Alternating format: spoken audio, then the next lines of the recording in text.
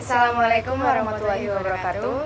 Perkenalkan, nama saya Fitri Sedatur Hanifah dengan NIM 240315544035. Saya Kartika Nur Safira dengan NIM 24031555449. Nah, jadi di sini kita akan menjelaskan tentang script konfigurasi Docker Compose YAML milik kami. Langsung saja ke videonya. Jadi di sini kita membuat file was docker sebelumnya. Di dalam file was docker ini terdapat beberapa folder lagi yang tertera di dalamnya, yaitu tugas docker. Kita beri nama tugas docker. Di dalam folder tugas docker kita ada folder Apache.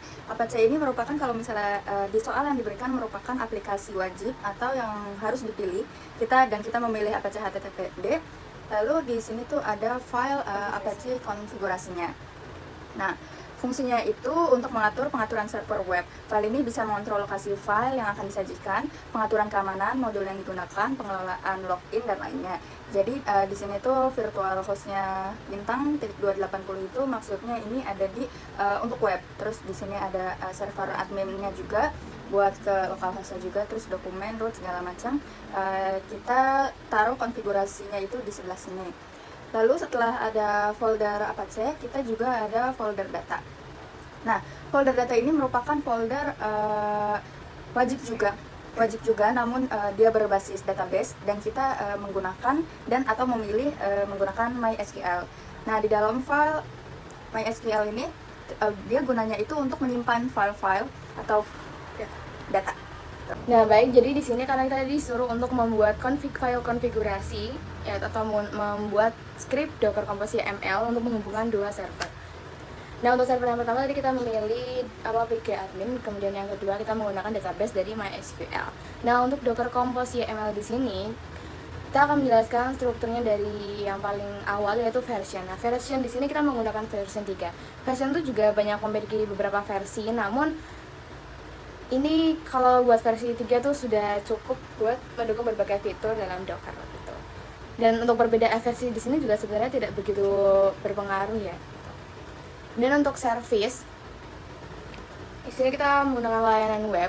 Kemudian untuk selanjutnya yaitu build, itu menentukan bahwa Docker itu berada pada directory yang saat ini, yaitu di Docker di file ini gitu.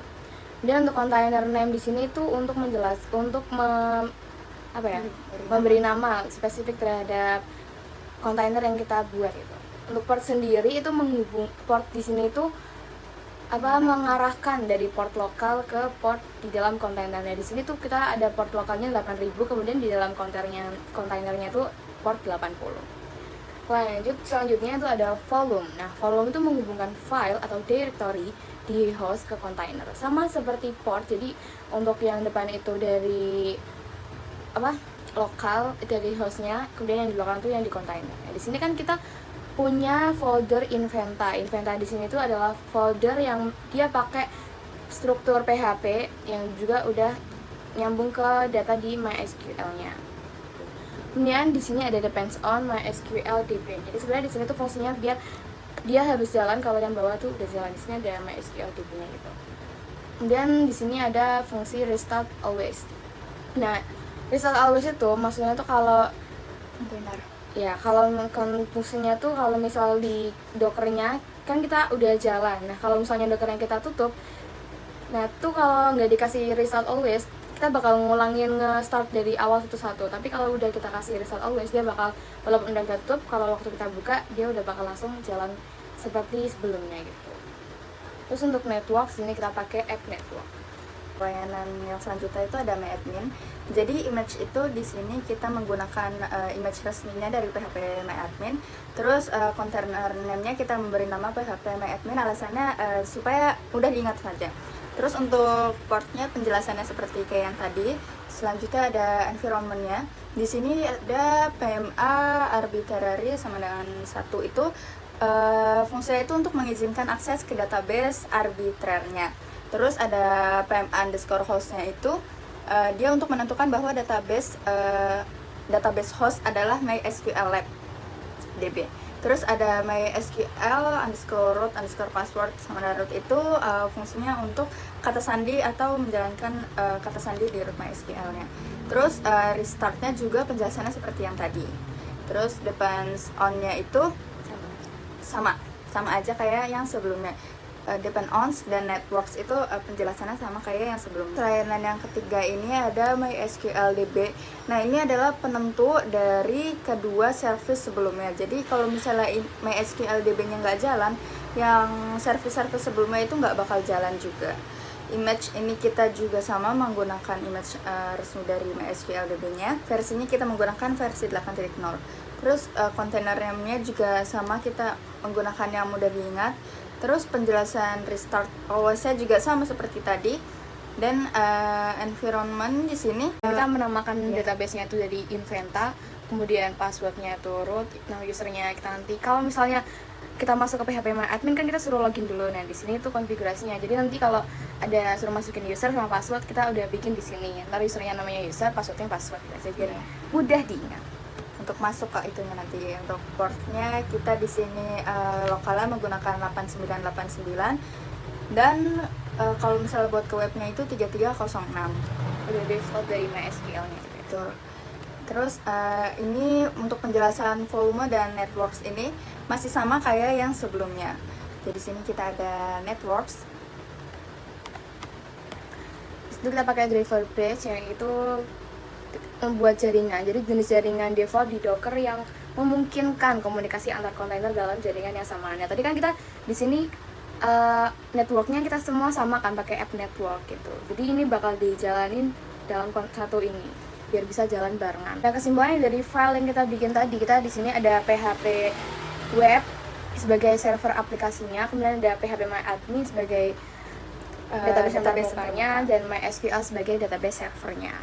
Itu perintah docker compose up.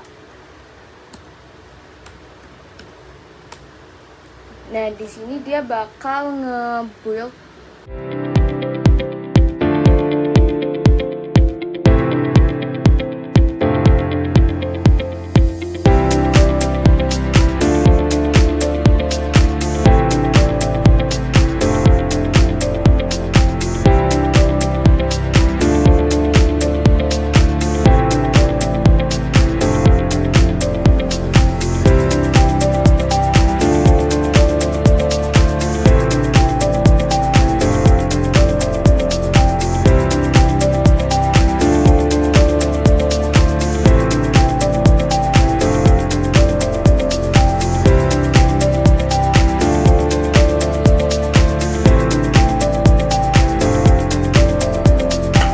Setelah proses build selesai, kita bisa langsung masuk ke Docker dan mengklik yang bagian My PHP Admin.